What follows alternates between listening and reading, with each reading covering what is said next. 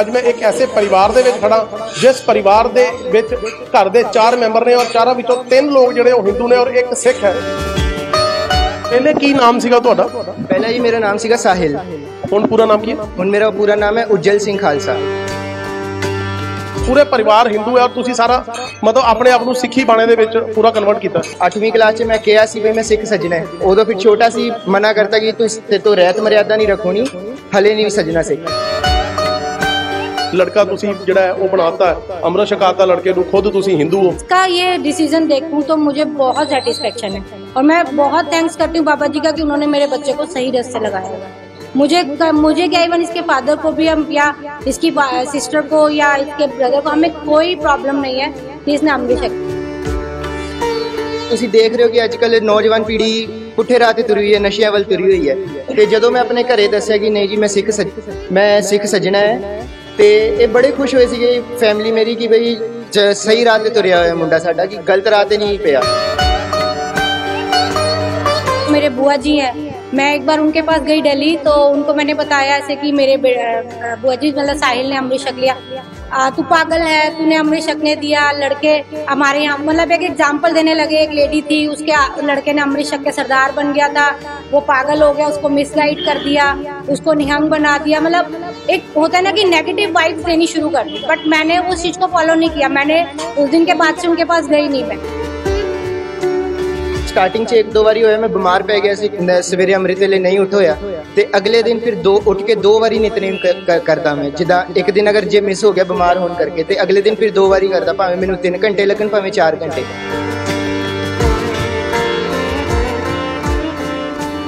ਤੁਸੀਂ ਤਕਰੀਬਨ ਹਰ ਪਿੰਡ ਵਿੱਚ, ਹਰ ਸ਼ਹਿਰ ਵਿੱਚ, ਹਰ ਰਾਜ ਵਿੱਚ ਹਿੰਦੂ ਤੇ ਸਿੱਖ ਇਕੱਠੇ ਰਹਿੰਦੇ ਵੇਖੇ ਹੋਣਗੇ ਔਰ ਇਹ ਗੱਲ बड़ी कॉमन जी है कि हर मुहल्ले में इदां दे परिवार मिल जाते हैं। पर जे मैं गल करा कि अज मैं एक ऐसे परिवार दे विच खड़ा जिस परिवार दे विच घर दे 4 मैंबर ने और चारां विचों 3 लोग जिहड़े वो हिंदू ने और एक सिख है, तो बड़ी हैरानगी वाली गल होएगी। लेकिन इस गल ते हैरान होने की लोड़ नहीं। मैं वाकई ही तुहाडी गल ऐसे परिवार दे विच ऐसे शख्स नाल कराउण जा रहा है जो सिख हैगा, अमृतधारी सिख है और उहदा जिहड़ा बाकी पूरा परिवार है वो हिंदू है।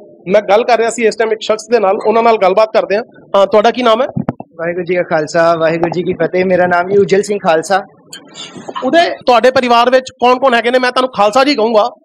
ਖਾਲਸਾ ਜੀ, ਤੁਹਾਡੇ ਪਰਿਵਾਰ ਦੇ ਵਿੱਚ ਕੌਣ-ਕੌਣ ਹੈਗੇ ਨੇ? ਕੀ ਉਹਨਾਂ ਦੇ ਨਾਮ ਨੇ?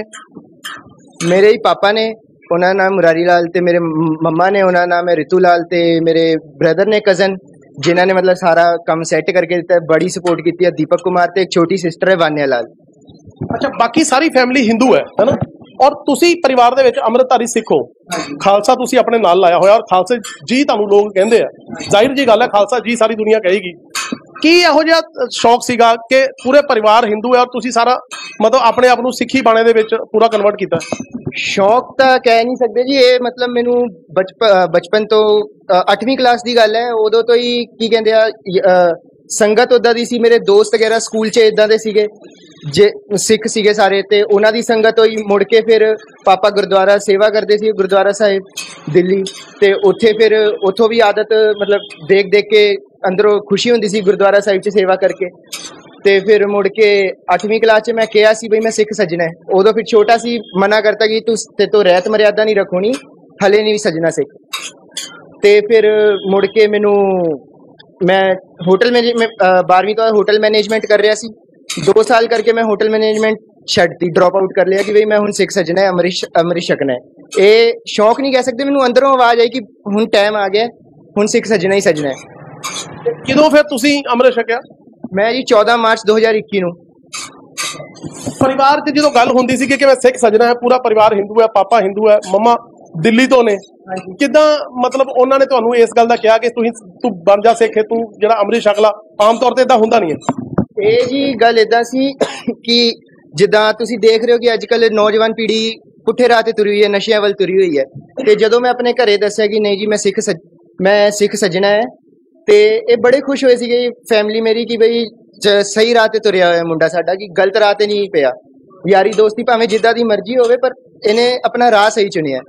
ਤੇ ਬੜਾ ਘਰਦਿਆਂ ਨੇ ਬਹੁਤ ਸਪੋਰਟ ਕੀਤਾ ਕਿ ਬਈ ਚੱਲ ਠੀਕ ਹੈ, ਵਧੀਆ ਗੱਲ ਹੈ, ਤੂੰ ਸਿੱਖ ਸੱਜ ਰਿਹਾ ਹੈ, ਪਰ ਜੇ ਤੂੰ ਸਿੱਖ ਸੱਜਣਾ ਹੈ ਤੇ ਇਹ ਯਾਦ ਰੱਖੀ ਕਿ ਆਪਣਾ ਤੂੰ ਰਹਿਤ ਮਰਿਆਦਾ 'ਚ ਕੋਈ ਕਮੀ ਨਹੀਂ ਆਉਣ ਦੇਣੀ। ਤੇ ਮੈਂ ਕਿਹਾ ਸੀ ਉਹਦਾ ਕੋਈ ਚੱਕਰ ਨਹੀਂ ਹੈ, ਹੁਣ ਮੈਂ ਪੱਕਾ ਕਰ ਲਿਆ ਸੱਜਣਾ ਹੈ ਤੇ ਸੱਜਣਾ ਹੈ। ਫਿਰ ਮੈਂ ਪੜ੍ਹਾਈ ਵੀ ਛੱਡਤੀ। 1 ਸਾਲ ਮੈਂ ਪੂਰੀ ਤਿਆਰੀ ਕੀਤੀ ਹੈ ਕਿ ਅੰਮ੍ਰਿਤ ਛਕਣ ਦੇ ਲਈ, ਜਿੱਦਾਂ ਅੰਮ੍ਰਿਤ ਵੇਲੇ ਉੱਠਣਾ ਹੈ ਤੇ ਆਪਣਾ ਅੰਮ੍ਰਿਤ ਵੇਲੇ ਉੱਠ ਕੇ ਬਾਣੀ ਕਿਹੜੀ ਪੜ੍ਹਨੀ ਹੈ, ਬਾਣੀ ਅਭਿਆਸ ਕਰਨਾ, ਗੁਰਦੁਆਰਾ ਸਾਹਿਬ ਜਾਣਾ, ਸੇਵਾ ਕਰਨੀ ਸਾਰੀ।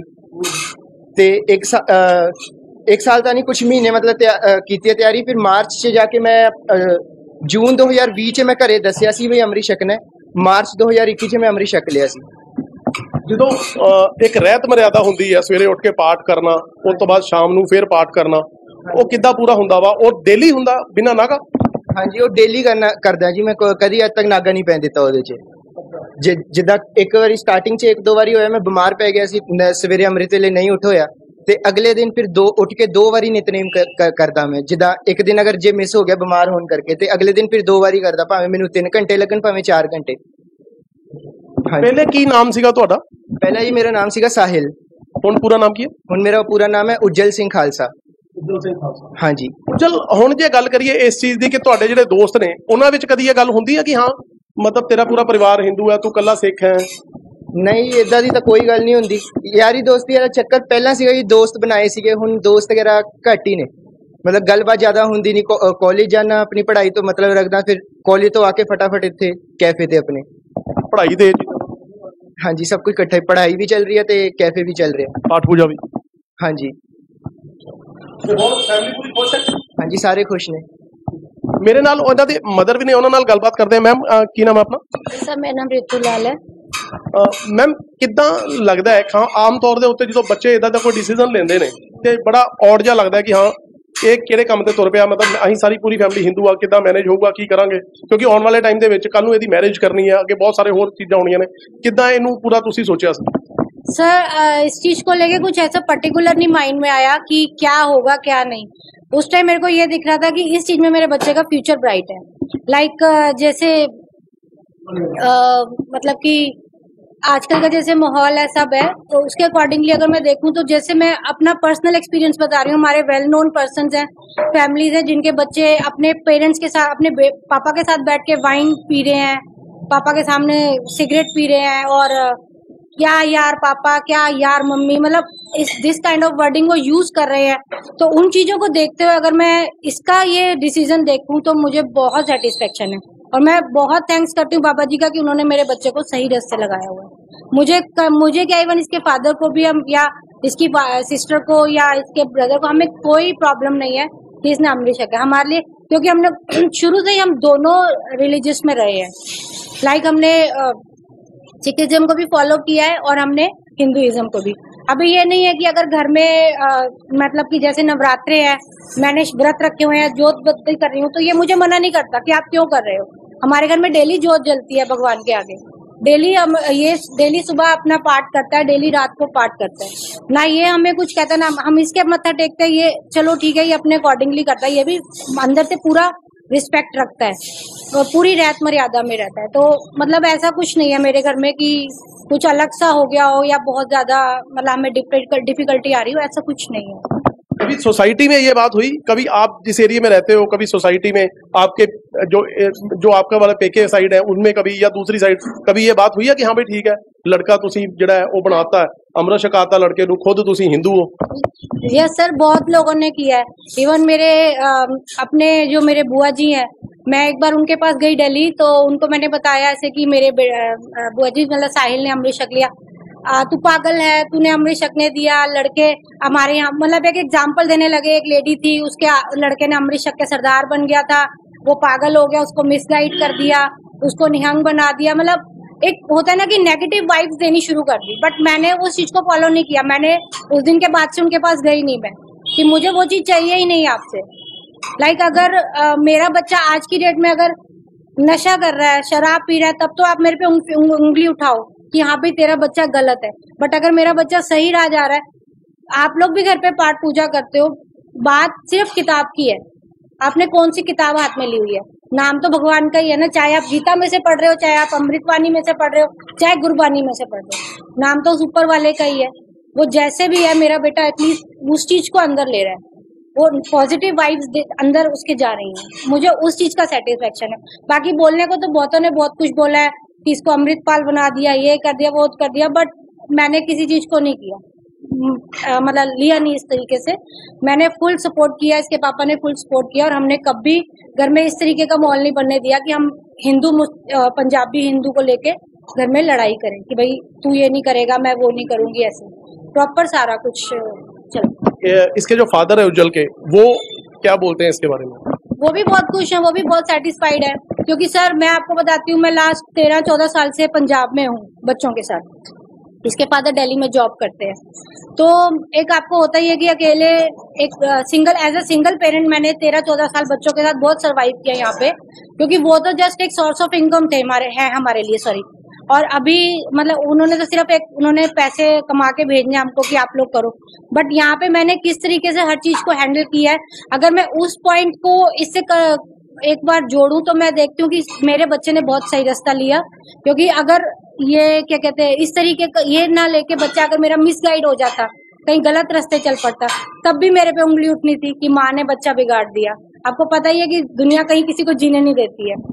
सोसाइटी को क्या मैसेज देते हैं आप इससे? सोसाइटी को सर मैं हमेशा सबको यही बोलती हूँ, पेरेंट्स को, कि बच्चों से धक्का ना करें, ना पढ़ाई में ना किसी चीज में। बच्चा जो करना चाहता है करें, और बच्चे को स्टार्टिंग से ही, मतलब जब आपका बच्चा, जब आप एक बच्चे की जो बहुत ही नाजुक उम्र होती है 12-13 साल की, तब से ही आप बच्चे को सही और गलत की तालीम देनी शुरू कीजिए, उसको गाइड करना शुरू कीजिए, और उसके साथ पूरा फ्रेंड बन के रहिए। उसके ऊपर किसी चीज को लेकर प्रेशराइज मत कीजिए, क्योंकि आजकल का जो टाइम अब आ गया है वो बहुत ज्यादा डिप्रेस कर रहा है बच्चों को। और अभी अगर आपका बच्चा जो कर रहा है उस पर आप नजर पूरी रखिए, सोशल मीडिया से थोड़ा सा दूर रखिए, पूरा नहीं थोड़ा सा दूर रखिए, और उसको सही गाइडेंस दीजिए, अच्छी चीजों में लेके जाइए। ये है वो परिवार जिहड़ा हिंदू भी है और सिख भी है। एक परिवार दे विच दो जिहड़े धर्म ने वो रह रहे ने, और एक सोसाइटी वास्ते बहुत बड़ा एक एग्जाम्पल है कि इस तरीके नाल रहना जिहड़ा है, उतों सोसाइटी दीयां गल्लां सुननियां ये बहुत वड्डी गल हुंदी है। लेकिन उसके बावजूद इहो जिहा परिवार जिहड़ा वो लोकां वास्ते एक बहुत बड़ा उदाहरण है कि सोसाइटी दे विच किस तरीके नाल मिल के रहा जा सकदा है, और किस तरीके दे नाल। ये जरूरी नहीं है कि कौन हिंदू है कौन सिख है, गल ये है कि धर्म का आदर करो, चाहे वो किसी भी धर्म का होवे। दविंदर सिंह, स्पोक्समैन, जलंधर।